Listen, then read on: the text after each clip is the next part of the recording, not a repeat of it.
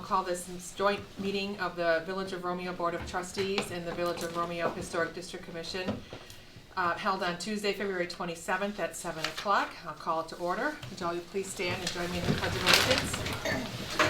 I pledge allegiance to the flag of the United States of America and to the republic for which it stands, one nation, under God, indivisible, with liberty and justice for all. I'm gonna do a roll. We've done it a few times. I had it set up as a consortium, but because you guys posted for a special, I had to add the attendance. Okay. in there. So, President Single is absent. Poznansky? Here. Bartholomew? Here. Hart? Here. Melza? Here. Edwards? Here. Fowler? Yes. Torno? Absent. Porter? Here. Guy? Jones Law? Here. Seidel? Here. Trico? Here. Mr. Cairo? Here. All right. All right. We How does have he get four. Mr. Cairo? Yeah, you get a mister. I haven't been called that in years. Usually there's something else appended to it. Well, we only have one agenda item, which is to review the Dangerous Building Ordinance as an information gathering session, compare our current ordinances with other municipalities so that we can make sure if we need to make some adjustments to our current ordinance or leave it as is, that we can all bring informed decisions back.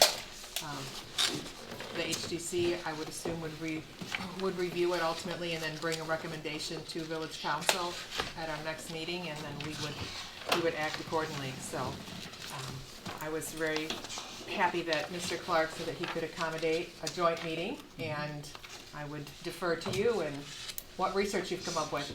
Well, I can jump in, or if you have questions first, whatever your comfort level is. I'm always willing to talk ad nauseum, as people know, so I can jump in and do that. Or if you have questions, however, it's your meeting, so however you want the direction to go, it's at your pleasure. Why don't we just go through the process and then have him jump in as we go through the process? I mean, Go through the process. yeah, you got a format pretty much here, and So Caroline Seidel was kind enough to sort of read this and make this flow chart. So she, I believe it's her understanding of our current ordinance and what would happen. Obviously, we want to take a look at this and see how do we make sure that the loophole, right, the recent occurrence that happened in the village either doesn't happen again, or we put standards in place of which to measure it by, so that we can make sure that everybody's in compliance with And the we also, rules. yeah, and we also want to make sure that this whole, what constitutes a dangerous building that is listed in the ordinance is sufficient for what we're concerned about with the demolition by neglect, that somebody neglects the building so much that it has to be torn down. So we wanted to close that, we want to close that loophole up too. I mean, that doesn't really have anything to do with the Hans House situation, other than the fact that we're just letting it go, but. Right, but this flow chart that you gathered, do you want to go over it since you put it together, or do you want me to go line by line? It doesn't matter. I guess I'd like to say one thing before we get started, and I don't need an answer right now. I just want to keep it in the back of people's minds while Caroline goes through this. Number one, have charges been filed against the Hans facility? And number two, what are we doing with the house on Benjamin Street that burned? Well, want me to? No, I don't need an answer yet, but I want people to keep that at the back of their mind as we're going through this flow chart. Those are the two things that I'm currently most, have the biggest issue with. I think the one that's burned though, they got permission to remove it. But it's still up. But it's still up, And it's for sale. and it's not going anywhere, and it's for sale now, there's a real estate sign in front of it. Okay, all right. Right, I can discuss all of that. Okay. okay. So do you want to go through the flow chart as what you are Yeah. interpreting? This is right. This is my understanding. I had jury duty last week. I just kept rereading this and rereading this. While I was waiting The to guy see if I walked got by. picked. Yeah, see, no, that was before. Well, That was while I was waiting to see if How I did the needed to case be turn at- out? That's Yes. right. Luckily, it wasn't picked for a case. But so this is my understanding of it. So if anybody has read this, please stop me if what I interpret from this is incorrect. According to our, of course, in that first page, it lists all the different circumstances that constitute a dangerous building on the front page. And those are just all items that make it a dangerous building, or that we can then declare it as a dangerous building. So I just kind of went by what process happens after, starting with that the enforcing agency, which I assume is probably Officer Blevins, is the enforcing agency. It's Village of two- Romeo and the Romeo Police Department are the enforcing agency, with Officer Blevins being our code enforcement officer. Okay, so that once, Who is the Village of Romeo though, that would do this? I assume The it's Village you? of Romeo. Who is the Village of Romeo? Who speaks for the village? Is That that you, Is Mike? that you? Yeah. Well, it depends on where are we at with the process. Are we in court? of no, law, we're the or very what? first thing that it's deemed a dangerous building. Somebody declares it, notifies the people they have a dangerous building. That would be the code enforcement officer, because either a complainant came in to the village or to the police department, and then they file a letter of Or they complaint or she to the notices chief. something, or, Yes. So her name would be on it, and CC the village clerk for, That's how, and we put it right in the file. okay.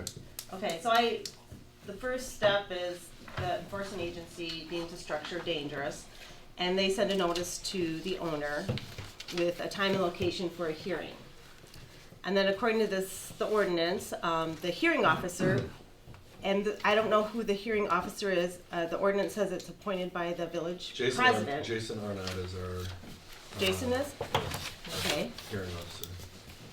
And Because that's, he was sent to Colorado a number of years ago by the DDA to learn about all the aspects Oh, okay. of historical preservation, or I can't remember. It's been years.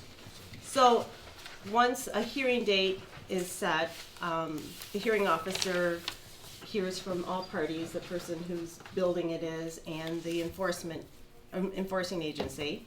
And then they make a decision within 5 days to either say, no, it's not really a dangerous building, so then the proceedings are closed, or they have an order to comply by a certain date.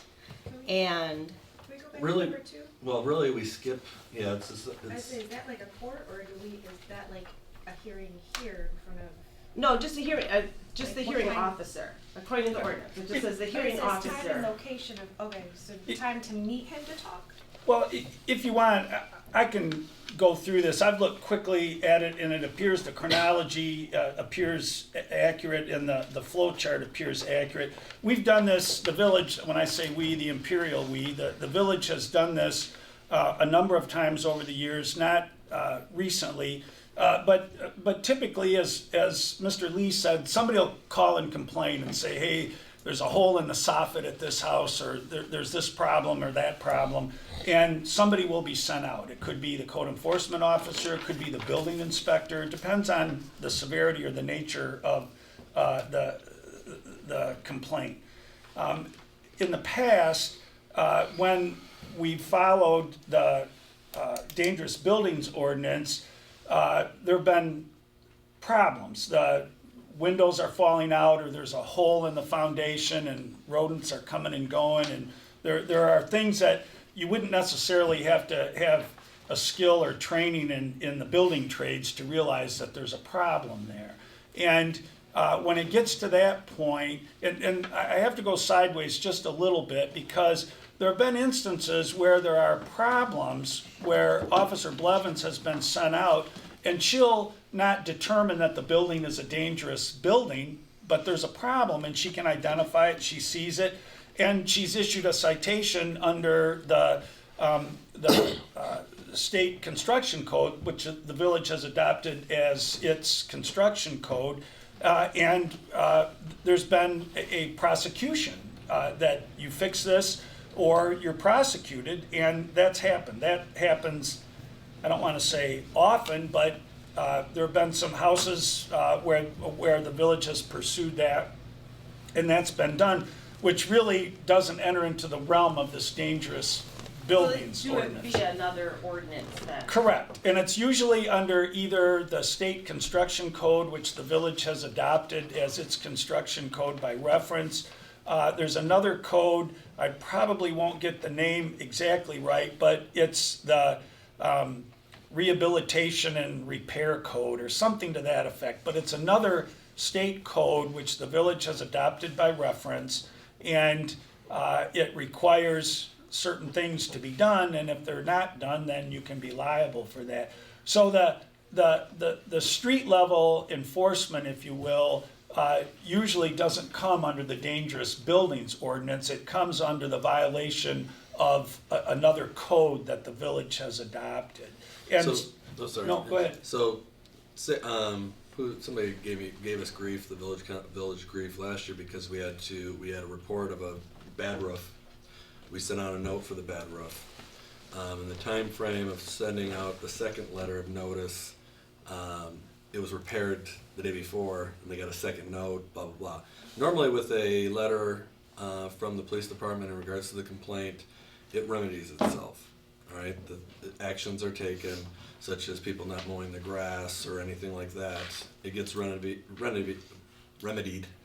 Or we send, say, for that type of stuff, snow removal, or that, we send the contractor out and do it, and then we put it on their taxes for liens. But then, so you don't really go through the hearing officer on that type of standpoint, because it doesn't, like Mark was saying, doesn't go through that But we process. could use the You dangerous. can, yes. And I mentioned the other, just so that there's no misunderstanding, that the Dangerous Buildings Ordinance isn't the only ordinance under which enforcement is sought to try to get people to maintain their homes and their property. There are other ordinances in play, and those are the more common use of the governmental power, if you will, to try to get people to maintain their properties. But the procedure steps is the same. Somebody has to initiate a Yes, complaint or yeah, notice that there's something wrong. And that's an excellent point, because no matter what you end up doing, whether you say, well, let's just continue to rely on our Dangerous Buildings Ordinance, or let's rely on our existing ordinance, or let's modify our existing ordinance, or let's adopt a whole new ordinance in the model of some of the communities that you've received examples, it's only going to work if you have enforcement. You have to have somebody out writing the tickets, making the investigations, and so the context is important. The ordinance, the type of ordinance is important. You have to observe due process requirements, and there are things that have to be observed. But no matter how you do it, assuming it's legitimate, which it will be, no matter how you do it, it has to be, it all starts with enforcement. It all starts with somebody going out, making an inspection, writing a ticket, or sending a letter, because if you don't have that, you never get to these other things. Now, off of what you're saying there, as far as code enforcement, the rehabilitation of people's homes, Romeo's full of a lot of seniors that maintain occupancy in their homes. These programs, will they be affected by block grant dollars in order to assist them to go in and fix up those repairs? Because most of them ain't got the money to go right out and fix it up. And I know the county has the money, but a lot of people aren't going to go that 32 miles to Macomb County. If there's something that's local, they will dial your number quicker than. Well, and that's why we keep the forms here at this location. We also keep them at Washington Township location and at the Village Hall right there in the front lobby desk. They have the ability to get, if there's a minor home repair, up to $500. They do have to qualify for that, but that's where we come into other play. Here, what we discussed at our board meeting is that some people can't afford that fix. Now, if they apply with the village, then the village will take that under consideration. It's not applied to the village. We apply to the county. If they come in and fill out the application, blah, blah, they'll take that under consideration. If the repair's over $500, at least they're making the attempt. I mean, that should be something to not hold their feet to the fire until other help shows up. I'm just worried about those that can't afford it, and we're automatically assessing to their property monies that they can't afford and everything else. Now, all of a sudden, they're looking at their tax statements of how they get this. But it's sort of a catch-22. But because you can't let somebody who can't afford to fix the hole in the roof not fix the hole in the roof, because that's going to lead to other damages. Then they're going to have mold. The program and they're is going to there. have. That's what I'm saying. Right. So how do they act? How do we assist them in action as opposed to just going to say, here's a ticket? fix your stuff. How do we do our job? Well, normally what they do is when they do receive that letter, they do call the village hall, call the police department, and talk about what's going on, or whatever, see what they can do. So there's no an easier pro- process to soften the blow. There, And I can tell you as a practical matter, because it's happened recently within the last couple of years, there has been, not naming names or addresses or locations, but there have been a couple of structures that had fallen somewhat in disrepair. People are still living there. And usually, not always, but well, I'll say oftentimes, there are other issues involved where maybe they haven't raked their leaves in a couple years. There are other things attendant to the deterioration or the lack of maintenance on the house. There's usually more going on. Not always, but oftentimes there is. And in the instance of which I'm thinking, Officer Blevins went out, wrote a ticket, probably more than one, regarding some structural defects and also the condition of the yard because there had been an accumulation of debris and other things that the ordinances prohibit. And that case didn't go to a hearing officer. It came to the district court. It's a misdemeanor under the village ordinances. Came to the district court in the course of the usual prosecutions that I handle. And the person, the property owner, shows up and says, I realize I have a problem. I don't have the money right now. Give me 30 days or give me 60 days. And the judge is quite accommodating, the idea being that what the community wants is enforcement, not punishment. We want compliance, not punishment. And so in that instance, it took a while, but first the yard was cleaned up. So you see some genuineness, you see some good faith that, okay, the person's trying. Maybe they do the easiest thing or most obvious thing first, but there's an effort to ameliorate the situation. And then there were some window casements. The windows were falling out, or not falling out, but could have fallen out in one instance, and there were some holes in places where they shouldn't have been.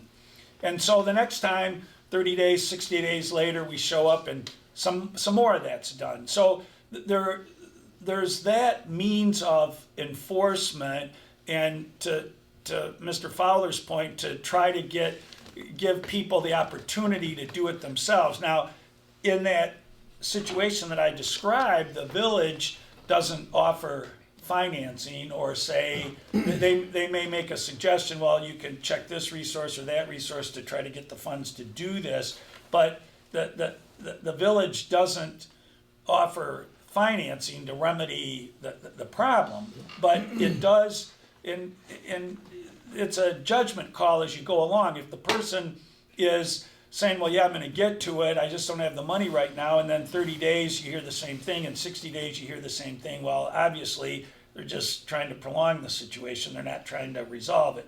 So there is that means of trying to get people to maintain their properties. But again, it starts at the front line with the officer going out and writing a ticket and starting the process, which is different than the dangerous buildings process. When we've used the dangerous buildings process before, as has been shown in this flow chart, which is very accurate and helpful, is somebody's building at that point is probably, not necessarily, but the likelihood is it's beyond repair for a reasonable amount of money. When you get to the dangerous buildings, without vigilance, without enforcement at the front end, and that's a matter of manpower, budget, money. I mean, there are a lot of things that go into that. But in the past, when we've done this, there's been a notice, here's what's wrong with your house.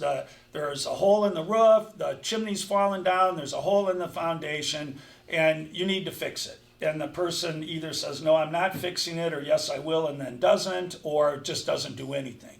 And maybe another notice is sent, and then the hearing officer, and it's handled much like an administrative proceeding. I don't want to say like a court because the rules of evidence don't apply, and it's not that. But the hearing officer sits as a decider and listens to testimony. Usually in the past when we've done this, we've had the building inspector has gone out and looked at the property and seen that the problems as identified are real, they do exist. Now, the person doesn't have to let the inspector on the property, but if they don't, then we go to the district court and get a search warrant and allow entry onto the property. We've not had that problem before, but there's a way of addressing that. And then the person brings in his or her information, whether they have an architect or a builder, or somebody says, no, your building inspector doesn't have this right, they're not taking this into account or that into account. All the information is presented, the hearing officer makes a decision, as you show on your flow chart. And then if, let's say the decision is you have to repair it within 60 days or 120 days, whatever it might be, if they repair it, it's done. If the idea is that it's beyond repair, it needs to be torn down, then that decision is made as well. One of the cruel ironies that you have is that when you get to that stage, the option, not always the principal choice, but one of the obvious choices is tear it down. Well, so you follow the process, you follow the procedure, but then you're in a situation you don't want the structure torn down. But the cost to repair it, the cost to rehabilitate it is far greater than the property's worth, even once it's brought up to code. So that's the conundrum, is that you follow this process and the result is a result that you don't want. You don't want it torn down, but it's to that point where you don't have a choice. Let me interrupt you. We're talking about that process. However, we've had examples in our community where organizations that could fix a house let it go for the whole purpose of tearing it down because now it's too expensive to maintain. And we can't, pardon, no, Zach, no, I'm talking about houses that had people in them. And then one didn't. And but they were allowed then to let that place go to the dogs, right, and then say, hey, look at this place, it's terrible. Right. You know, and I think that's what we're talking about. We take an historic building and it's okay, but Right. people decide, well, I don't want to deal with this anymore, so I'll let a hole go in the roof, I'll open a window, I'll cut the door, and let it. That's what we need to stop. We got to stop that. You're not talking about that house on Newberry Street, right? Well, there's more than one, more than Zach. one. More than one. I know that, I just remember that one back. And if that's your focus and your orientation, then I would suggest a couple of things. One is you're probably talking about more enforcement sooner. Yes. More Exactly. tickets sooner. And again, that's a matter of manpower, budget, and those things that people vote on, which I don't. And so that you have to decide how you're going to allocate your scarce resources. The other aspect of that, then folding it into kind of what brought this together to begin with, is if the idea is more enforcement sooner, does your dangerous buildings ordinance provide you a comfort level that more enforcement sooner is going to prevent what Mr. Cairo says, the deterioration and the ultimately demolition? And if not, do you need to revise it, or do you follow perhaps a model or take some provisions out of some of these other ordinances that you've looked at? I think on the face of it, probably the East Lansing ordinance most closely resembles your existing dangerous buildings ordinance. But again, whether that's a good idea or not, or whether that's something you want to adopt, that's up to you, and probably would be the source of greater or more extensive discussion. But the enforcement has to occur at and I know I'm stating the obvious, but has to occur at the front end,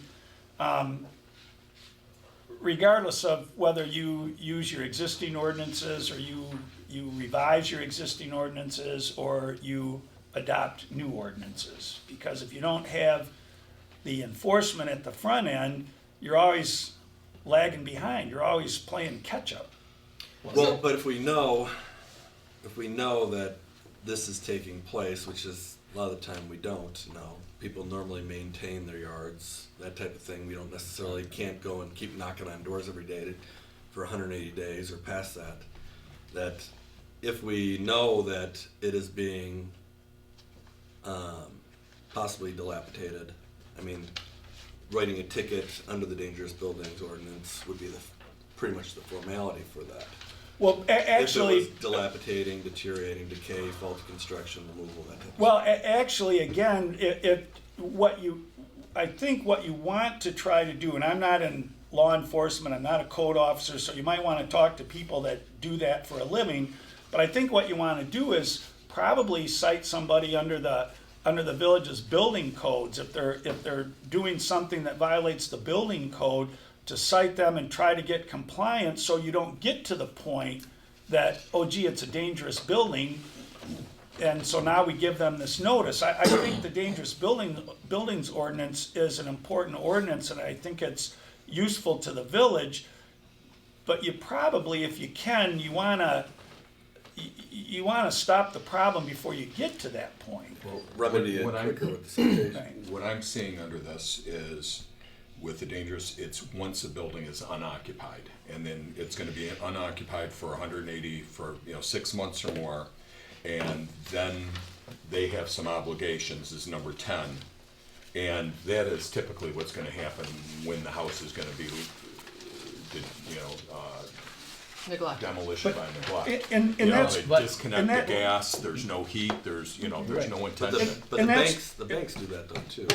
But and that's correct. But it doesn't have to. 10 is one of, and I don't mean to be glib about this, but paragraph 10 is one of 9 other provisions. I mean, the other ones apply whether somebody's living there or not. Right, but I think the demolition by neglect. Yes. Where they want, that's the main thing we're looking at, Absolutely. besides, is that it's unoccupied, they let it sit for years, and then it's to be torn down, and they let that go. So that is where I'm seeing the bite is in this. Now, going with this type of ordinance, what does it have, a different type of penalty? This is more of the court case situation where you can have more fines and things.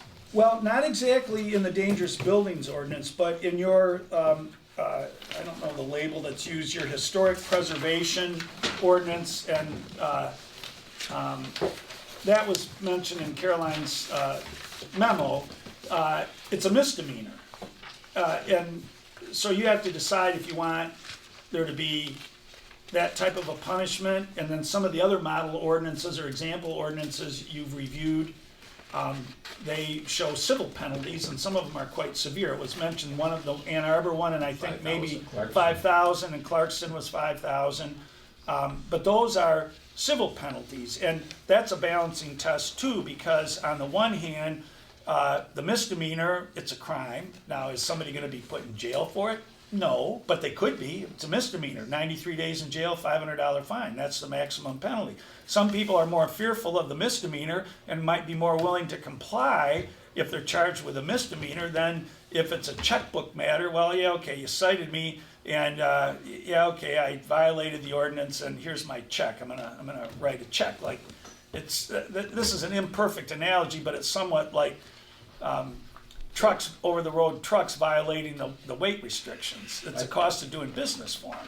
But Mark, if you look at some of this, when they intervene, what they're doing is they're saying, we've noticed that this is happening, you're not gonna be there for 180 days or whatever, the house has to be made safe. It can't, and if you won't make it safe, then the municipality will make it safe, and as Mike said earlier, on that dangerous buildings things, then we'll put it on your taxes, we'll put a lien on your property. So you can't just say, I'm going down to Florida for 6 months, but I'm gonna leave the windows open and all this other crap, because I want to eventually tear this place down. They can leave as part of our dangerous buildings, but they have to just, Serve you. like a summer home or anything like that. Yeah. And mistakenly leaving your window open, totally different story. But they do have the ability to leave the property for 180 days. Oh, yeah, of course they do, But- but all I'm saying is that you have to leave the property so that, one, if you wanna call it, safe, and one is it's not, demolition by neglect. And I think that's a safe thing to say. But I would just mention to you, and I reserve judgment or opinion until it's fleshed out as to what you want to do, but I would never recommend to the village under any ordinance scheme that without due process, notice and an opportunity to be heard, maybe going to the circuit court in Mount Clemens and getting an order from the court. I would never advise the village on its own to go on somebody's property and start making repairs. Bad things can happen. No, so. they didn't say that they did that. Right. Mark, there is a due process. Right. But the due process also involves the law. Oh, yeah, Circuit court absolutely. And so forth, that says, hey, look, I just didn't want there to be any misunderstanding And that, we it's- combined two of our, that two it's- different segments we kind of combined But there. what's Yeah, the I think, yeah, you're right. made safe? What is your idea? Well, Mine that- is not open to trespass, you can get in and out of the house, lock on the door. But that's what the hearing Security. officers, under your existing dangerous buildings ordinance, that would be the hearing officer's obligation, listening to all the information, would be to determine what it requires to make it safe. That's why you have the hearing officer, that would be his or her job. So if the house is secured from trespass, you have an operable door on the front with a lock on, you can get in and out. And there's no leaks in the roof, there's no nothing else, you can't get in, can't get out. Like I said, is that considered safe? Well, I'm Or not does it a, have to be operational with gas, electrical, hot water heater hooked up to it? I don't think you have to, unless the lack of water, heat, or electricity is contributing to the deterioration, I don't think there's a requirement that you have utilities to it. So I as long think as that's to some degree the decision of the hearing officer. It would be, absolutely. But some of the criteria that's spelled out in other communities is such things as deteriorating paint. Paint that's so peeling and cracked that it's actually causing or allowing the wood to rot, which is going to then deteriorate the building further. So it's not just such things as an obvious open door or broken window. Like, your house hasn't been painted in X amount of years, and clearly you need to address that. So Well, we used to do hearing officer stuff all the time too, so as long as the owner of the premises came in and made sure it was not open to trespass, windows were secured, there was an egress that you can get in and get out, and like you said, if paint chips on it, as long as they came scraped out, touched up everything on the outside, most of the houses were siding anyway. But that's the fine line between what we're trying to get at is how far do we go and overstep our boundaries before we can actually start ticketing these people if they do have their place secured. Well, I see safe as encompassing multiple things. Safe from the public isn't getting hurt, but safe, the structure is safe. It's not deteriorating. So it's safe is an umbrella for a couple different things. And I think that, actually, you know what brought us here is this Hans home. So I'd like to use that as an example. It's a perfect example for all the things that are being said here, like somebody noticed a hole in the roof and the house isn't occupied. We don't want this to be a repeat of what happened behind the Methodist church with those two homes, and that's exactly what happened. Water was pouring in, it was ridiculous. So someone did the right thing by making the complaint. You can actually go to the village as well, and they have a form where you can write it out. You don't have to call, you can go and specify on paper, date it. And so yeah, that caused our code enforcement people to go into action. And but with this situation, it wasn't a lack of money that the owner doesn't have. It caused them to say, well, gee, if it's just $500 fine and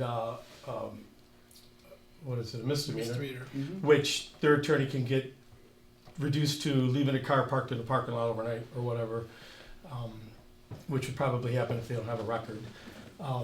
It's just not enough. And that's why that house came down, because they opted to just pay the $500 and go with the fine. They didn't even wait for the proper proceedings to take, Right. to go through I the think they were proper a little, steps. They just Right. jumped the gun they were a little warm, and went ahead a and, little. yeah, and just went ahead and did Well, it. they essentially told us that.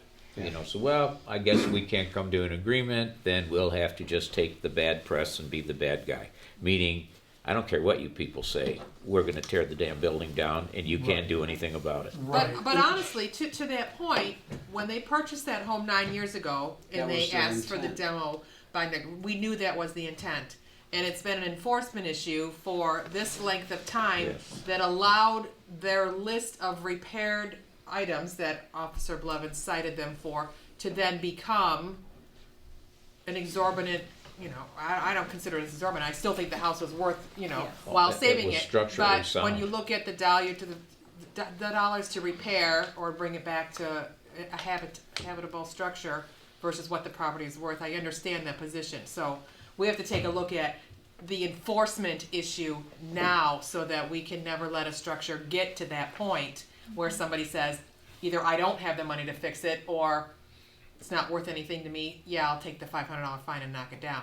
Because if they had been forced to address the gutter or The roof. address the paint 5 years whole ago or whatever that was, then it would have been incremental amounts.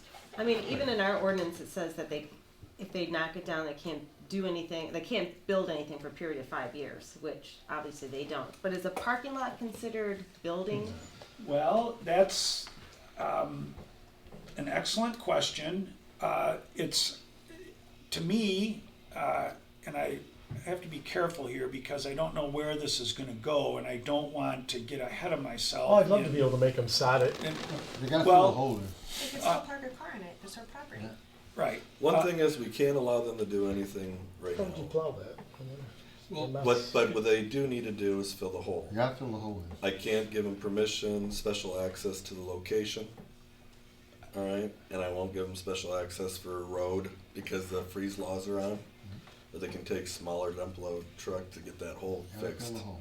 which is the most important thing to me right now. I don't care about anything Well, it's else. extremely It just needs- unsafe, that it- fence is laying down Gotta on the fill the ground hole. in Well, they multiple could secure it spots. better with a fence if Once they you need fill the to. hole, they're gonna But start parking on it. That's so- the one thing is that my biggest concern right now, I don't care where it goes right now or Fill the what it hole. does, the hole needs to be put in.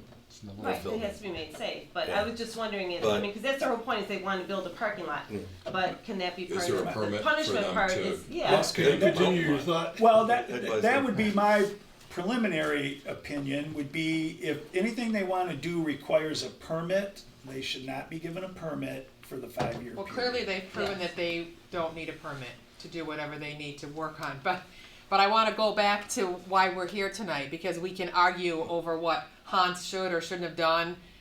That's They probably gotta fill the hole. something else for our officers and Mr. Clark to take a look at, but as far as that specific No, it's just property. weird. I would've just thought we would continue with that conversation, but you guys can. Do we have Go. a fine if they continue to make it without a permit? Gotta fill the hole. If they made it a parking lot without a permit? is Right, it- if they want to We don't expand the have, parking we lot. don't, listen, we don't have permits for driveways or asphalt, okay? What we have is permits, they have to submit plans for any type of, ground runoff, any type of possibility of sewer hookups to the village, sewer pipes. Alright, so they have to get a sewer line hookup, that type of scenario. Now, what we're doing right now is then, and just hear me out as being devil's advocate with it, alright? We need them to fill the hole, right? Are we in agreement? Yes, of course. Alright. Then, if you guys are gonna make them, not allow them to surface it, what we also have ability of all that dirt and groundwater going into the streets, into the sewer pan, and all that type of stuff. Unless they sodded it. Unless they sodded it, alright? So, that's where Right, that if- whole little thing is right Now, now. as far as, I mean, they can park on gravel if they want to, but it's but then they have a problem with the runoff that we would have a problem that not going being into able our to be- sewer system, plugging up our sewer Right, system. so they would need to sod it so that they don't have that kind of an issue. If they're gonna put in parking where they're gonna be going down, 12 inches, I don't know what the foundation is for putting in a parking lot. It's not just throwing some asphalt on dirt, unless it's gonna be, I would think, pretty thick. Does that require a permit? Yeah. We're gonna backfill. Hey, put doing 21 your in. own, you don't have to have a permit for it. Yeah, But that's all they're gonna do. if they're changing the grade of any way, they have to submit to us for plan review and also to the county. Okay, so if I was Hans and I just want to extend my existing parking lot and I'm gonna keep the grade the same and I'm gonna put in whatever I need to do to be structurally sound so cars can park on it. I'm extending my parking lot. do they need to have a permit to extend that parking lot? It's more of a plan review than it is anything else, because they still have to judge where the groundwater is gonna be flowing. Okay, so it's an elevation type of situation that we'd have to, provide them with a permit So we do have a permit. for any type of increasing of elevation, that type of scenario. So Right, because they're gonna build something, so I mean, is that? we just need to, We would really, have I to don't know see where if the that's sewer grates defensible. are there or anything like that, so it's really a What committee does the plan do? planning commission. But that would be a But question, I would also the think. building inspector. and- That's a separate, issue for here But I would tonight. think, Bob, but I Bob, think you're just right. as far as having, we're talking about how minimum the Yeah. thing is, the only bite is in there if you don't wanna build. And if somebody wants to put a parking lot, I would agree, I'd make them wait 5 years to put in a bigger parking lot. Just for the sake of, Spite. not making it easy for, not But just, spite. but not also making- remember a It's, little. it's the integrity of your ordinance. Right, Right. Yeah. and You it's don't for other enforce it. people, other people see at least, that's what it is, Okay. The house is gone. It's, I I mean, mean, the the home's house a is gone, separate so issue, and I'm sure the village there's no can handle punitive, that. to go after Hans, Correct. the house is gone now, so Right, that's done. that's what I mean. What do you mean there's no punitive? Well, it's not going after to harm Hans. You're not gonna press charges? No, I wouldn't say I would press charges if that's what we're gonna do to the extent of what our ordinance is. I would say yes. But the purpose of it, my intent would not be to harm Hans now at this point. It would be to uphold our ordinances, just to set a precedent for future people that we aren't just making it easy. I mean, I don't have anger at them and I wanna, it's not. I don't Well, know. we should be consistent and make sure that we, yes. And try to make And do it what- as less palatable to Which is why I think we need to future look people. more now at what we need to change to as far as punishment. $500 obviously is something we can't. So, I mean, that, it can be Change a it park. to a, what is it? Civil infraction. Civil infraction at the 5,000, and that's the highest we can go? We can't go 50? No, you can, there's, and I want to look at it more closely, but my preliminary review is there's no, in misdemeanors, there is a limitation. 93 days in jail, $500 fine, and municipalities don't have any greater authorization. So you can't make it a felony, you can't ratchet up the penalties beyond what the state allows. When it comes to civil infractions, it doesn't appear that there is a limit on the dollar amount. There appears to be a common view among or common thread perhaps among the ordinances that Skip has presented and maybe you folks have reviewed, but for some reason there seems to be something magical about $5,000. I don't know what that is, but my preliminary review indicates there's not a limitation on the civil penalty. So if you take a look at the village of Clarkston, on sort of the second page of theirs, it says person, individual, partnership, firm, corporation, organization, institution, or agency of government that violates this ordinance may be ordered by the court to pay the cost to restore or replicate a resource unlawfully constructed, added to, altered, repaired, moved, excavated, or demolished. That could be way more than 5,000. Right. Oh, right. Yes. They could Not be more made than to, 5,000, what is that? does not say. Well, that's It says- just paying a fine. That's the fine. Right. But the court can order them to, Restore it. But if they don't pay it, and it ends up getting demolished, where does the money go? Where does it come from? To restore it to, if they don't pay it, who restores it? Who pays that cost? I don't know what the remedy of the court would be in that They would. situation, right? 'Cause But that if would- they don't pay it, they don't Because pay it says it does can be it's a court lien on the ordered, property then at that right? point? Ordered by the court. Right. And if it's a lien on the Just property, like then. Kwame's got, $10 million against him, he's gotta pay it off over years. Yeah, we did jail time, so. Right. Yeah, And we just need to make it stiff enough because I'm working for a guy who builds houses in Rochester and, I mean, these builders, $5,000 is nothing to them. It's crazy. But He'll this come is, in For and, Hans, that would, he'd just laugh at us at Right. $5,000 and do it Right. anyway. right, but this is saying that happy Right. with you They would pay a have- fine where is that? I'm and- sorry, I You'd didn't. have to reconstruct. I was thinking of Clarkston. something. Second page of the Right. Clarkston. So Main Okay. City also has Yeah, the same. but I'm- do they? Yeah. Yes. I'm sorry, these Yeah, if aren't it goes to numbered. the court can then, that's where the enforcement comes That's in. Village of Clarkston. Yeah, but I don't think that, It's the I don't think ninth a court sheet. would make Got them it, I got it. rebuild Okay. structure. And what, second sheet, the second page? That, But it might Right. prevent Item them, number might one make, talks about the make them $5,000 think violation. twice if Item they number two, could be ordered last to. sentence. Doesn't mean it would Well, happen, Ending with but the word we would go through demolished, there. right?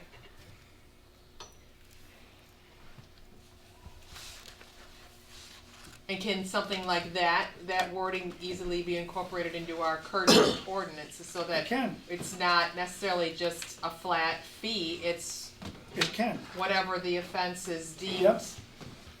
And probably if you were gonna include a provision like that in your ordinances, it be appropriate to not only put it in your dangerous buildings ordinance, but also in your historic preservation ordinance, because you wanna try to have these things dovetail. In your historic preservation ordinance, that's where the 5-year prohibition on any building is occurring. So if you wanna, that's a prohibition. If you wanna take something, or make something affirmative that you want a court to order that somebody do something, you'd probably wanna put a provision like that, assuming you're not gonna adopt a whole new ordinance. But if you're gonna try to, and I mean this in a positive way, if you're gonna try to cut and paste, you'd probably wanna put that in both provisions of your ordinance, the historic preservation ordinance and your dangerous buildings ordinance.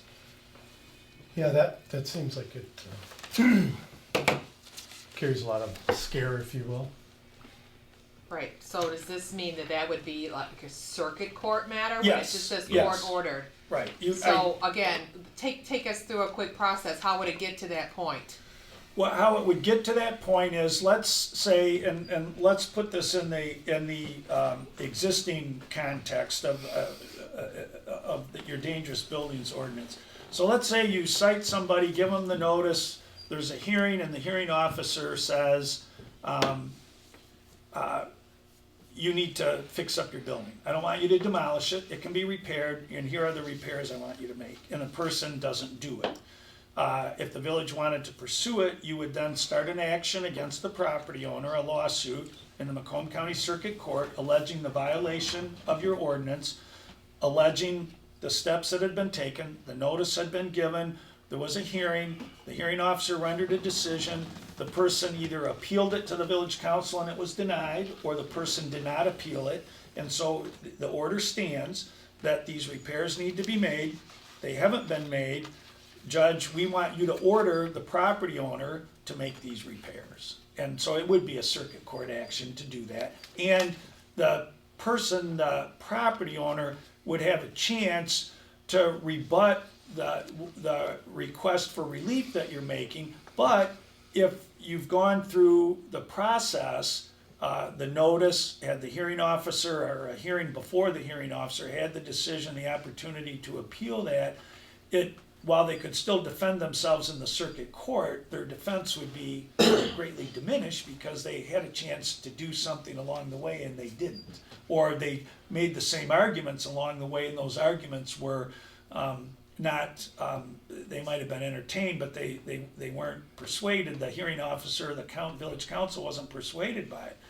So your likelihood of success in the circuit court, nothing is a certainty, but it would be greater if you've gone through those procedural steps before. And if somebody circuited this and tore it down prior to us going to this point, can you still, after the fact the structure's been gone, could you? And then you would get back to the provision of which you've made mention already, that, well, gee, Judge, we were in this process, we were following the ordinance, and the person tore it down. So now the relief we want is you order the person to put it back in the condition it was before they did that, to construct something as opposed to repair something.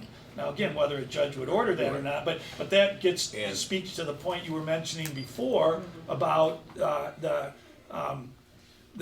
weight, if you will, of the potential being ordered to rebuild something you had just torn down. I mean, this gets a little far afield, but not too far afield. There have been instances, I don't recall in the village, but in surrounding municipalities where people have built houses without permits, or they have not had the grade checked before they did it. And they've had to, if not tear it down completely and start over, The foundation was too large, they had to tear it up. It incurred some incredible expense. So the judge does have that ability, and that it's rarely exercised because of the severity of it, but that can be a very useful tool of persuasion. Okay, I say we adopt Clarkston's. Let me I ask don't you think we another, can do that another right question. now, but- If you Maybe do we could this, work towards that. Adding that It's little an paragraph excellent would one be because might they be use the enough court to- in Clarkston, Mark, if you Well, read whatever we gotta Clarkston, do. Clarkston doesn't take it upon themselves, you know, but they'll say, hey, if this guy doesn't wanna do this, and it's already to the court, then the court can order that the compliance in the village go in, enter the property, go in with the permission of the court, go in, make the necessary repairs for appropriateness, and put a lien on the property. And that way, that has some teeth. Yeah, because. You don't we wanna still do want the it, house then to we'll do fall it, apart, but the right, we court's gotta gonna get it take, fixed. but it's not gonna be like Oh, us good. making that Right. decision.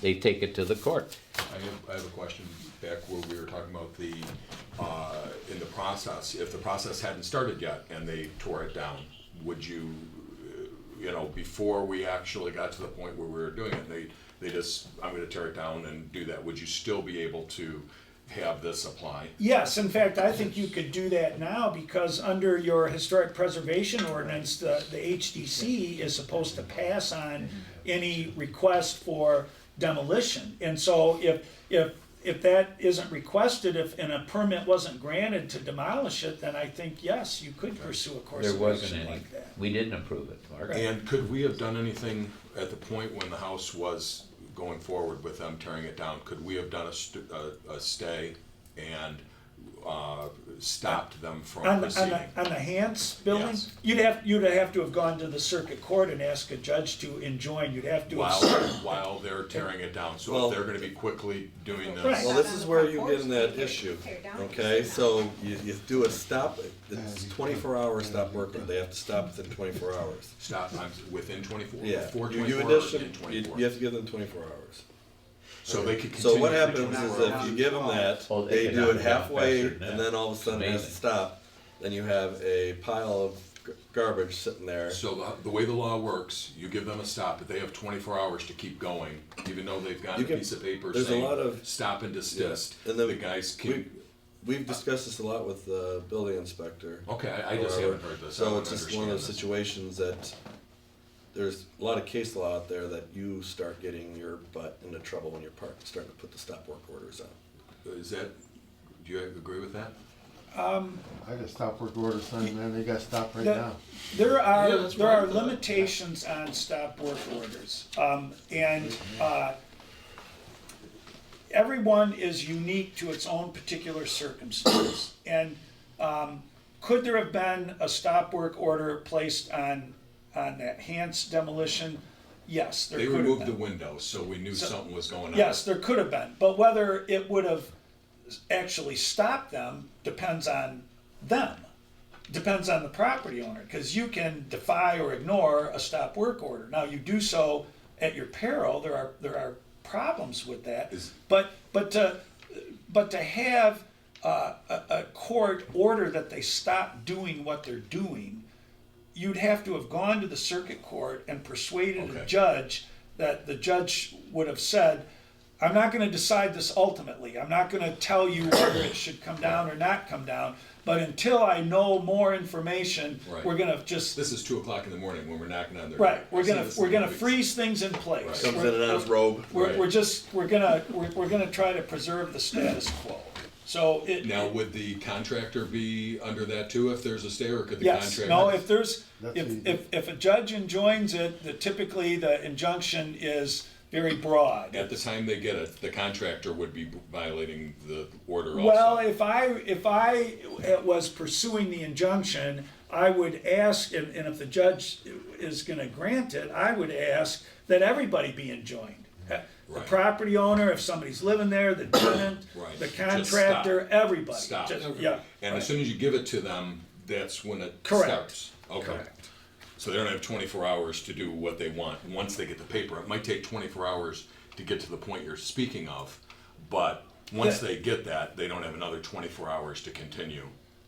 Correct. Okay. That, Unless the judge told them that. I mean, the Right. judge could say, this starts I'm gonna- Tuesday. exactly. Okay. Yep.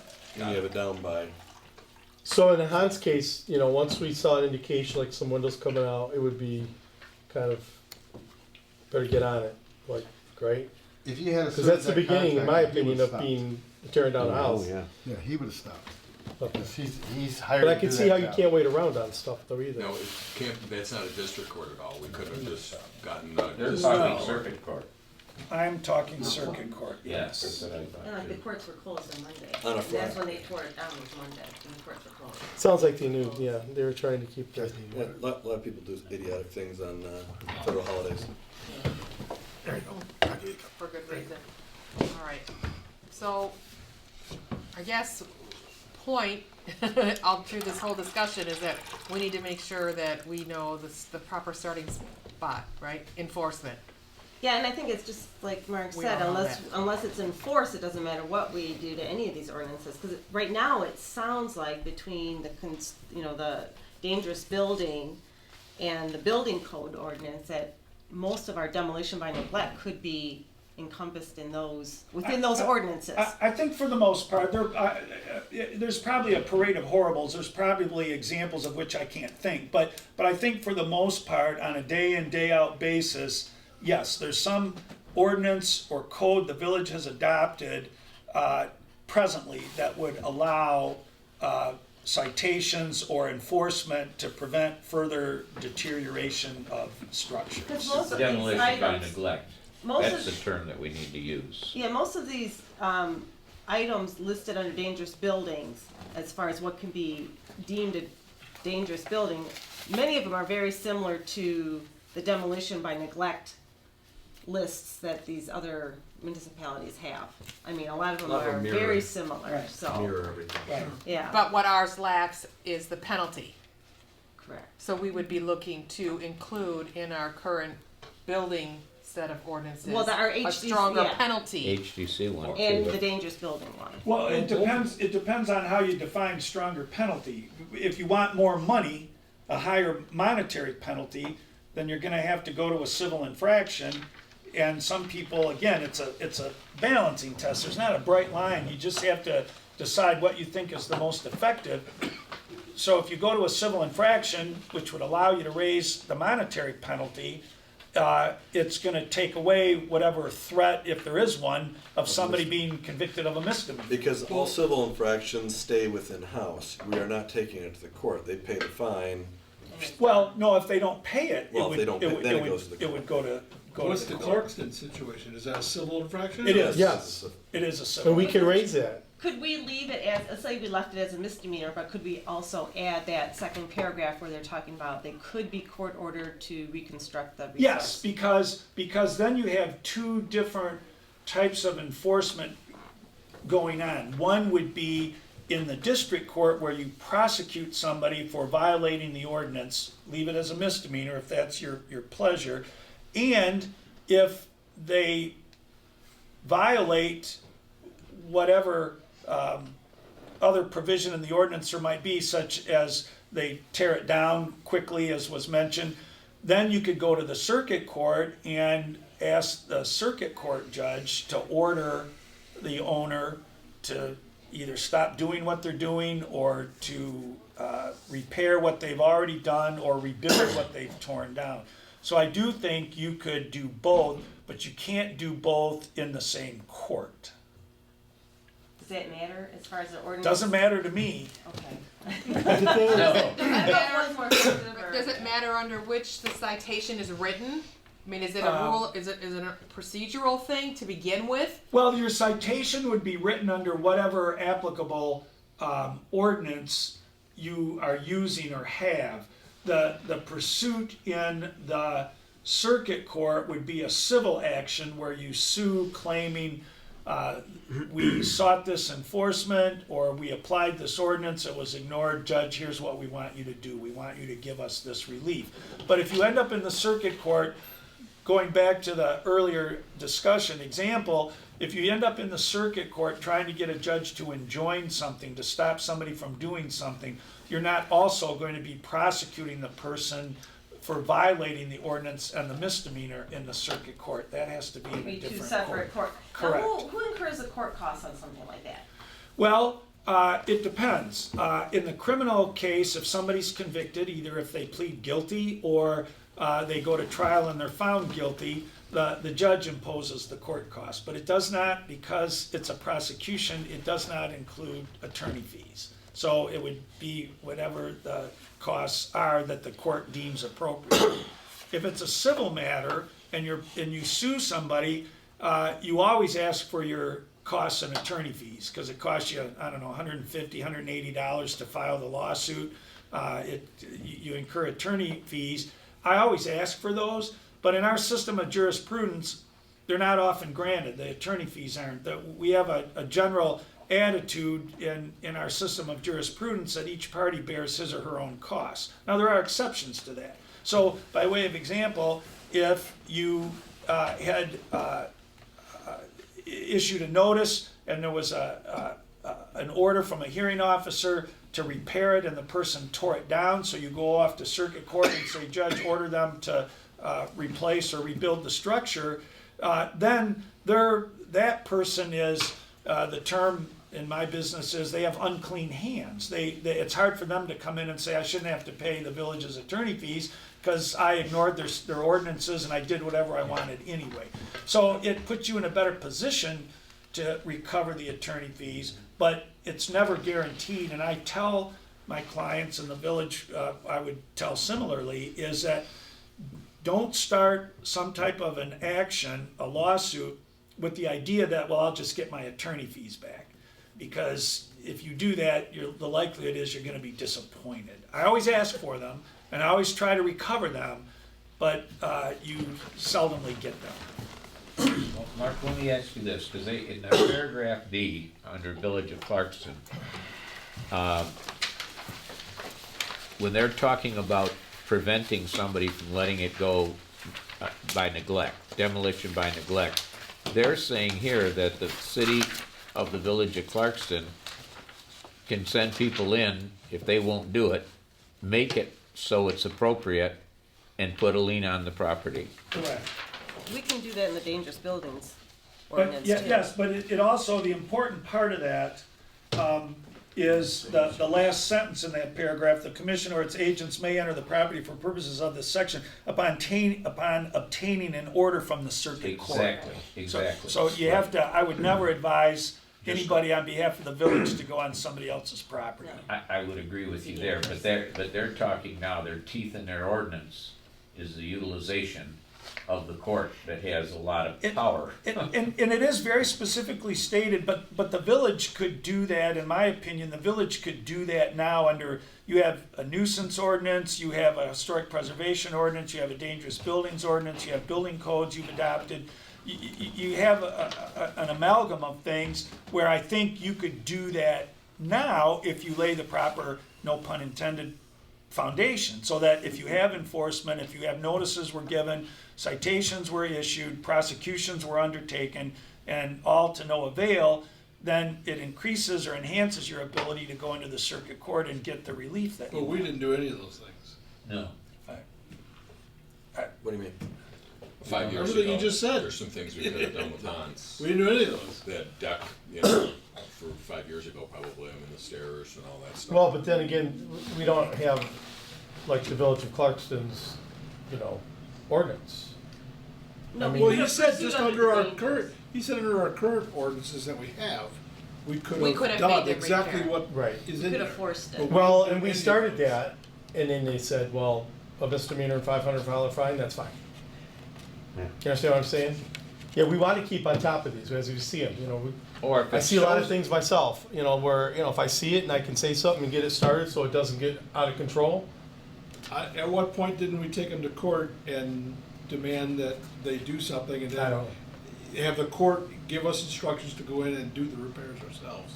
well, They they were didn't trying to wait. give the building away for $1 and offering the 50% movement. Yeah, they were trying to work with us a little They bit. lullabied everybody to sleep with their offering. And then we all got excited when the Yeah, commercial well, that's, did the one house, Yeah, but to give there them were $1, talks you could about probably doing back the out whole for 5 house, years. which Right. then might have been but But the only It's a thing, moot point now. getting back to the misdemeanor, I like the Village of Clarkston, I don't like the misdemeanor idea because people who and the $500 fine is because people who have the intent of wanting to get rid of that house to rebuild or do something else, they have the money. That's not going to scare them. I think we should go with a civil infraction with a much higher amount than $5,000 and that part 2 of the ordinance on that. Or the idea of having, The we can reconstruction. file, then if you want to Yeah. ignore us, we'll take you to circuit court.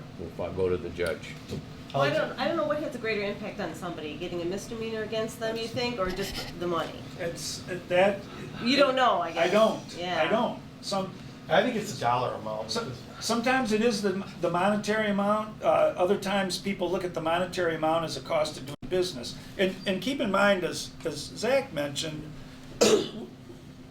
the discussion has, and understandably so, it migrates back to the Hans house. But most of the people with whom you're going to deal, most of the property owners are going to be people living in single-family homes that are, some people may have the money, some may not. Some may, their neglect might be real, but it might not be because they don't care. It might be because they don't have And the that's money. a separate That's a issue. separate. That's a whole separate issue. Well, but it isn't. It isn't, because you're either gonna enforce your ordinances or you're not. Well, Exactly. take, So- take the two churches the two houses the church tore down. Well, they were intending on to, yeah. They were totally intending on Right. doing that. Oh, yeah. And they It's not- deliberately nobody was let living them go there. down to neglect, and we did nothing. When they owned it for 30 years. They tried to give the it one- away. And we did not a thing. And we And they didn't do knew a we thing. weren't gonna do anything. So they let them go. And if you look at the latest, the last few, it's been Hans, it's been Lions Club, and it's been the church, are the big ones. That they bought the houses with the intent, Of tearing them with the down. intent of tearing them down. And then you have to, and I don't disagree with that. But again, you have to think about that, you tend to, when things go contrary to how you want them to, you tend to look for solutions based on the particular issue that brought it to a head to Right. begin with. Understandable, but you have to remember that these ordinances are community-wide. It's throughout the whole village, and it's for all the property owners. Right. And so then you get into issues, and you can use the example of the church. I agree with you, that's exactly what they did. Well, who wants to sue a church? I mean, it's okay with me, I'm a lawyer, it's what I do for a living.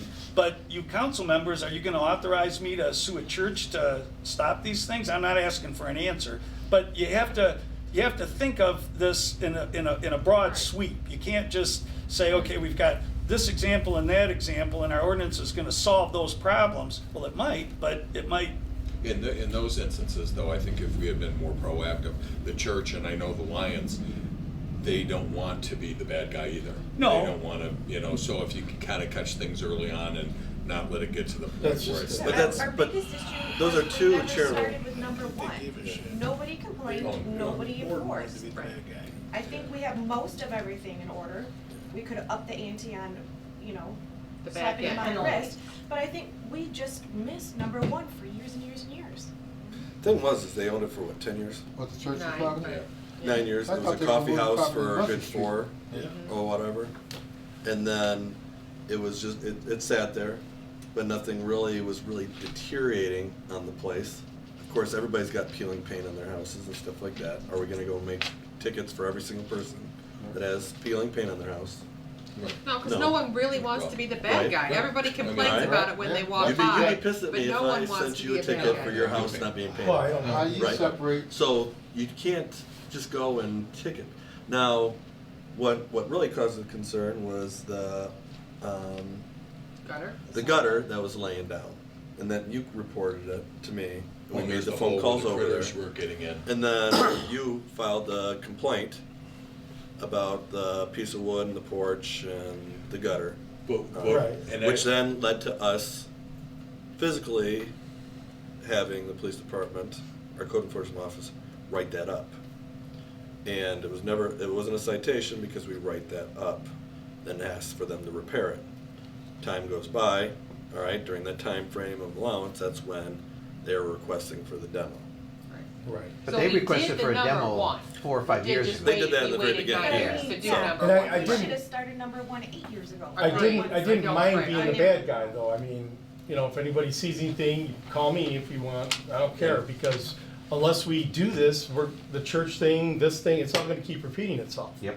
Well, and we do have to be like, keep in mind too, like Mark said, it's Yeah, gonna apply and to let me address everybody, that. and it's not just these high-profile houses I understand. that we're looking at, and we can't look at one house and go, well, this house is more important than this house. No, I understand it. Let me address So, that. like right now, if somebody doesn't, like Zach said, if somebody can't afford it, other than the village, like what resources do they point them to? Because I mean, there could be We have- resources in the community or through the state of Michigan that, like the HDC makes a list maybe that we can give to people too, to Well, be. I think Yeah, if the I mean, homes are there's vacant, you could pursue. there's a lot of different assistances through, so veterans assistance, the block grant money that we allocated, the $7,500 this year. But remember, the $7,500, those $500 increments actually go back into your taxes later on at sale of property. So it's not free money; it goes back in. But there are different aspects that we. I mean, if we can there's make every even a senior living. resource list, I mean, even it could be something HDC Sure, works on, some yeah. kind of a, whether it be, private charities that help low-income people, big home repairs, or And every church the state of in Michigan, town always or. asks about You guys should how they go can out do there. it, how they can help out. Mostly it's senior living, such as grass cutting and. And let me just say this real quick. Mike did go through that at the beginning, and I have had people call me who've gotten citations to see if I do this type of work or whatever. And I think the village does a great job at working with these people, like Mike said. As long as there's an effort made, we're not going to come down on people just because we want to come down on people who want to rip down these old houses. I think they're doing a good job. That gets taken care of. I think we need to look to adopt something like what Clarkson has for the situations as serious as such as the Hans house. The difference that I see with enforcement is in the demolition by neglect, those are vacant homes, and they're vacant for years, and they aren't trying to rent it, they aren't trying to, That's what it is, do anything, vacant. and that's what's kind of differentiated. Now, I know you have to treat everybody equally under the Yeah, law. because it doesn't say that it's only vacant houses you're going Right, after. no, I know, Yeah. so, That's right. and I don't know if there is That's the something, but line. that's where you kind of differentiate Yes. the demolition by neglect. I mean, Yep. people generally are not living in those homes. And then just for devil's advocate, if somebody wanted to tear down an old home to build a new house, which sometimes happens, which we don't allow to happen, in this other one, they could go under that ordinance and go, okay, I'll replace the house. Obviously they can't build 100-and-something-year-old house, but they'll put the same square footage or whatever and build a new house, and everybody's happy, right? Do we have a cutoff as So- far as the year of the home? So they've gotten what they No, want it's to do the entire Every- by village. violating the ordinance. Every house in the building. Yeah. Every house in the village is considered in the historical district. Okay. Doesn't mean that they have any type of historical anything. I got you. Yeah, the original square mile of the village. Okay, Right. thank you. Now, what was done is there was the inventory where they were putting in for their significance. Which the inventory is garbage. What they put together, there's so much misinformation on there. Me growing up here, half the little historical emblems on the side of the houses were bought at Armada swap meet. So you can look at it, you can say it, but like the Morton Street property, that Couch is built, Yeah. all right, or built onto, okay. That house was torn down in 1940. That's not an original house, but everybody said, "Oh, it's a historical relevance of this house." Not even close. You should have seen the house that was there back before. There are some houses I like guess But what we there are- have, at it least is a- we have something that was established. It may not be without any flaws or anything in it, but at least there's something. Because our historic significance isn't necessarily over what's on Croswell. Although, I mean, you can get into all of that that's an important part of how Romeo's history came along, but that may not be what made us a historic district. I would say probably that's not what made us a historic district. So there is at least an inventory that may not be 100%, but I don't know if it's garbage. At least it's something that you can look and have some references to that structure. There is references, but using those charts that they paid a substantial amount of money for isn't Sounds exactly like you weren't a fan of that. Well, I think Well, those they were spent part of the $50,000 on it. application No, it's process. 15, and what it was to For do the is- There are a few, Bob, though. There's a few where they're And just there like, was, fairly they're way state off. money that went Yeah. towards I thought he that. was So I just look at the foundation. Do these things only apply You see to stones, it's residential? old.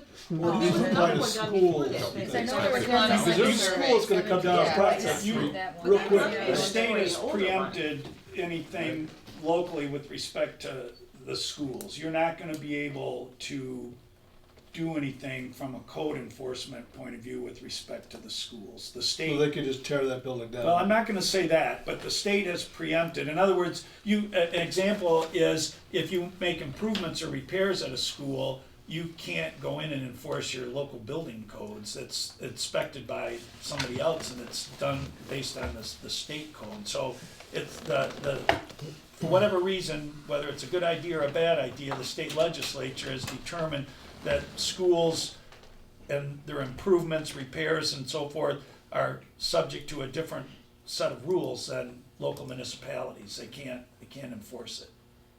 So that includes the tear down. Yes, As far as- completely. Well, So I guess we again, don't have to worry Because about it is, I don't- it's state property. well, it's not With state us, that- it's not that's- state property, but We have no jurisdiction over it. well, Over what I they don't- do to I it. don't wanna, Yeah, there's Mark. some things that shouldn't be said at a public meeting, let me just say that. I mean, that's really a separate matter Don't let too, the because it cat sounds out. like, What about downtown buildings? Well, it's not just residential, it's all Structures. structures. I mean, we can, even when we had our training, from the state of Michigan, that we can actually designate certain sections within the village too. So I mean, you could pinpoint downtown separate than other little pockets. That was the point. Because- That's the problem with it being the full square mile. It's harder to Well- support that, and that's why the purpose of the inventory But was. most of these homes that were torn down were in the central business district. Most- Or, let me say this, they were across the street from the central yeah, business very district. close. in the historic. Because the Lions part of Club our were across district. the street from the central business district. Yes. These homes that we've talked about are all, the church's houses and this Pat's house They were- all in the central business They district. were all. So what do we wanna do tonight? I would recommend you not do anything tonight, it's a special meeting, and if you're gonna take action, I would respectfully suggest you do that at a regular meeting of your individual bodies, whether you, the village council wants the HDC to make a recommendation, That's or, right. or, That would or, be my- or how you wanna do it, but I would recommend that you not take any action No, tonight. I didn't really mean that per se, but yeah, what should we do That's the next procedurally? step, then your So- recommendation When is that when's HDC the next meeting? Come to place a us. recommendation Monday, before the March, village so council? I think Yes. it's the Well, 19th. you're, Third Monday. 19th. No, I'm just asking. yeah, Yeah. I mean, to me, I'm not trying to give the HDC a homework assignment, but you're kind of the point body on this, if you will. They've been People trained. come and ask you to do things, make repairs, tear things down. So I think it should be something that you feel is appropriate for the community and that you can As the work with. commissioner. Now, would you need any authorization to have any help for them? Can you help them? I mean, you can authorize me to help them, but I would, You so. can help them anyway. Yeah. Appreciate Is, that. is there a benefit, are you still entertaining, adopting, or charges? recommending that we adopt the If we push state charges on this, historic guidelines?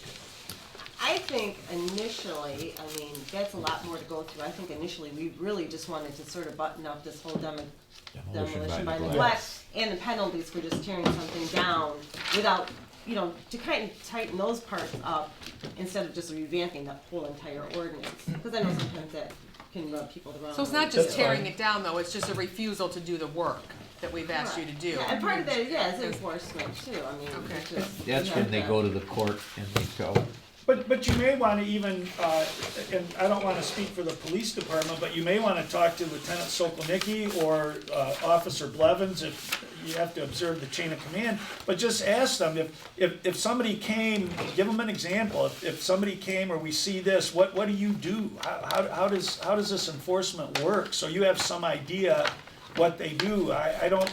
In other words, I don't know how many days a week Officer Blevins devotes to code enforcement. I don't know. I don't know how it's none of my business how the Well, who department. designates that?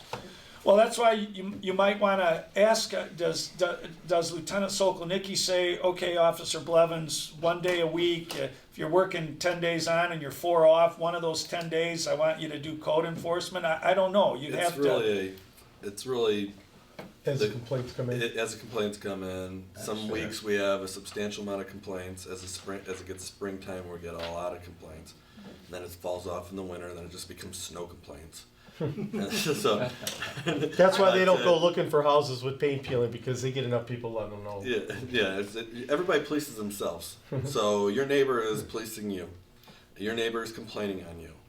It's simple enough. That's how it works. And then we write it up, give it to Linda. Linda goes and checks on it. Then we write up the code. Anytime there is a complaint, if it's not something life-threatening or anything like that, she'll get to it when she gets to it, because So she it's doesn't not- just drive around looking for infractions. we It do has not to do- start we with do a not- complaint. We don't do that unless Okay. it's something completely. Okay. Yeah, And So the- maybe I we invite understand. her to our HDC and have a sit down and ask those questions that you talked about. I mean, that's up to you, and again, you have to observe the chain of command, but it might be helpful in deciding what recommendation you're gonna make to see how she does her job. Well, it has to be realistic, what Right. what we're requiring. Yep. Are there other municipalities that have somebody other than a police officer? I mean, not everybody has their own Designated police hearing department, so officers, according what to. does how does Clarkson get that? Like, who's their Complaint, enforcement officer? The housing Exactly. inspectors, building. I don't know if that really, is it, I mean, Because we unless do you- have a police We're a officer. small Right, like, community. maybe, We're not yeah, a Clarkston. I mean, it could be their Exactly. building inspector too. And then Mike, Right, I don't know, that's what I'm saying, is that Yeah. there's another person that duty can be assigned to We can if set Officer that. Blevins, You have to have somebody with there the isn't the authority resources in our local Our PD to department do would it. be our police. and anyone that files a Unless we complaint, got our building inspector doing it, he's the only other one. And obviously, whose payroll are would He's they on be part-time, on? yeah. and anyone who files a complaint, generally Sort of key, speaking, right? We can have all of you we Um, want, but who pays them to do so that? generally speaking, when someone files a complaint, it's kept, it's kept anonymous. I mean, they don't reveal who's, like if a neighbor calls on a neighbor whose car is unregistered, If they file a And there's a certain complaint time frame. and they need to go to court, you Caroline better have your looked name up, on the things have to be. right, but I mean, generally speaking though, Generally speaking, if you're gonna file a complaint, you're gonna give me your phone number and your name, and if it goes to court, you're gonna be the witness. right, if it goes to court. But if the neighbor calls up and says, hey, I wanna know who I complained don't- about the hole in my roof, I don't call and say, we don't call and say, hey. right, or if they call you and say, hey, who complained? Billy next door complaining about your place again. Right, Get it right, fixed. okay. We don't- That's what I was wondering. I didn't want people to Just be get along. afraid of not coming forward. I didn't want them to think If that. you got a good the Don't worry, neighbor, everybody neighbors rats can on help each you other out. anyways, and most people don't care.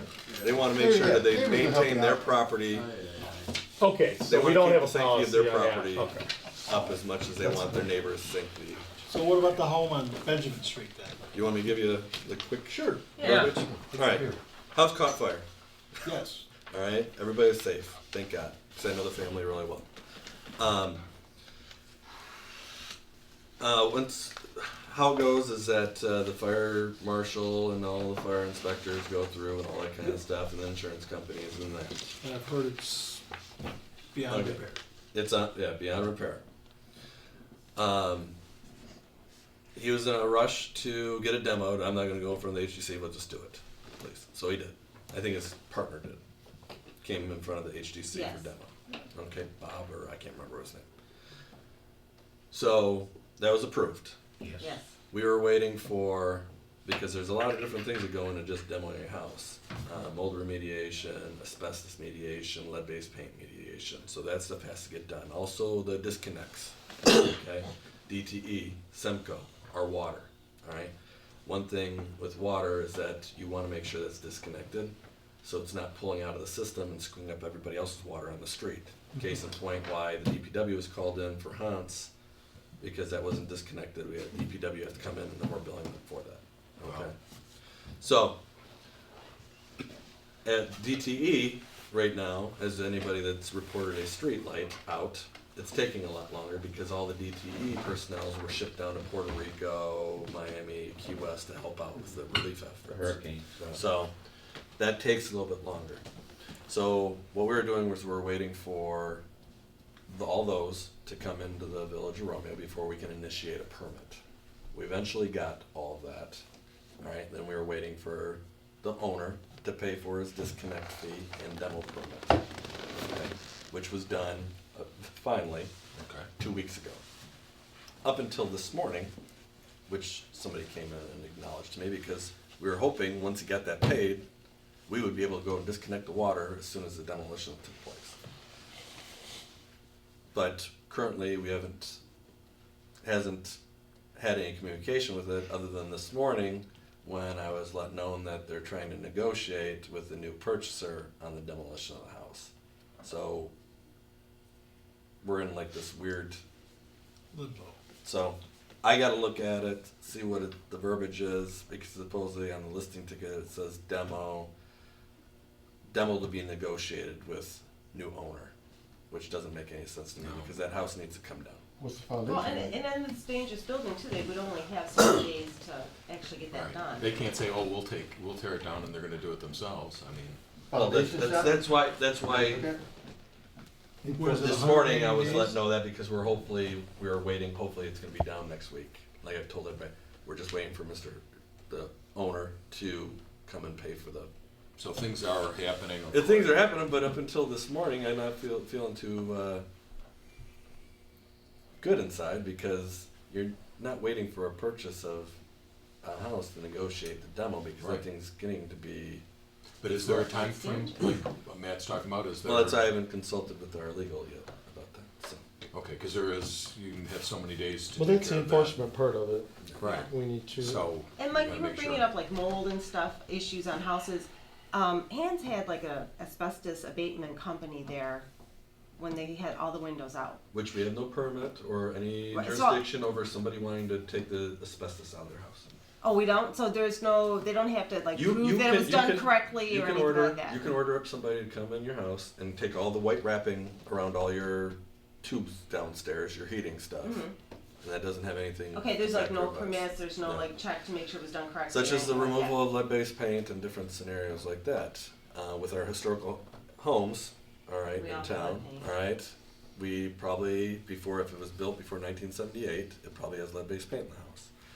When most of the time they say what you want to do is paint over the lead-based paint, don't scrape it because then it creates dust and goes into your neighbor's property, you can kill animals, all that type of stuff. So anytime that anybody comes in and calls and asks if they need any type of, they want to change the color of their house or anything like that, do they have to have approval? No, but you do have to make sure that you are doing the right thing about abatement of that. Having the suck vac type of scrapers, different things like that, so it's not floating over into your neighbor's facility. That's the one thing with EPA. Prior to demolitions or anything like that, they probably would have any type of remediation done to the place. But they don't have to have it like a check that it actually was done before they demoed it. We just recently have had that done. Just because it's more of a aspect of, hey, it needs to be done, make sure we have reports that come in. That's kind of our checklist of stuff Okay. for demolition. So our next meeting is on March 19th. When is your next scheduled meeting? Do you It's the think you second might address Thursday. this? Yeah. So And that'll that be- work. If, that'll if be we next have Thursday. plans, we would meet the second and fourth Thursday.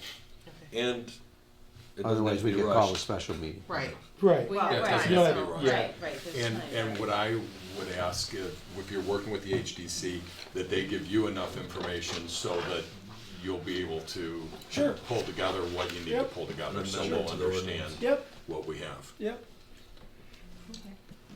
All right. Anything else anybody needed to address regarding this topic? Otherwise, I'll look for a motion to Motion to adjourn. adjourn? Support. Second. Man, you were quick, Zach. Zach is always, you haven't seen All our in meetings. favor? We always point to Zach and Yes. he's